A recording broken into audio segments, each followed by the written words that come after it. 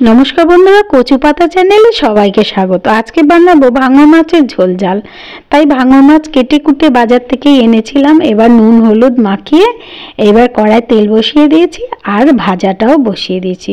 বন্ধুরা, আমার চ্যানেলটা আপনারা যারা দেখছেন তারা সাবস্ক্রাইব করে রাখবেন এবং বেল আইকনটি টিপে রাখবেন। তাহলে কি হবে, আমার রান্না যদি আপনাদের ভালো লেগে থাকে তাহলে আমার সব রান্নার প্রথম নোটিফিকেশন আপনাদের কাছে যাবে। আশা করি আপনারা সবাই ভালো আছেন, সুস্থ আছেন আর সাবধানে অবশ্যই থাকবেন। মাছগুলো ভাজা হয়ে গেছে, এবার তুলে নিচ্ছি। আর সেই কড়াতেই দিয়ে দিলাম আলুগুলো। লম্বা লম্বা করে কেটে নিয়েছি, বেশি আলু দিইনি, মাথা পিছু 2-3 পিস করে গুনে দিয়েছি।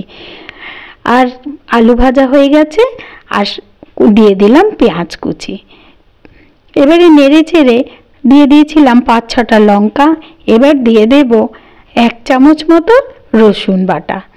রসুন বাটা দিয়ে একটু নেড়ে চেড়ে এইবার দিয়ে দেব একটা বড় সাইজের টমেটো, সেও কুচি করে নিয়েছিলাম। একটু নেড়ে চেড়ে তারপরে দিয়ে দেব নুন 1 চামচ, 1/2 চামচ হলুদ আর 1/2 চামচ লঙ্কার গুঁড়ো, যেহেতু কাঁচা লঙ্কা দিয়েছিলাম। আর দিয়ে দিচ্ছি একটু গরম মশলা। ব্যাস, এবারে ভালো করে নেড়ে চেড়ে দিয়ে দিতে হবে জল বন্ধুরা। আর দিয়ে দিলাম একটু আদা, 1/2 চামচ মতো আদা। বন্ধুরা, আমার এই রান্না একবার অন্তত বানিয়ে খেয়ে দেখবেন, ভালো লাগবে। আর ভালো লাগলে কিন্তু কমেন্ট করতে একদম ভুলবেন না। মাছের ঝোল ফুটে গেছে, তাই মাছগুলোকেও এবারে একে একে দিয়ে দিচ্ছি।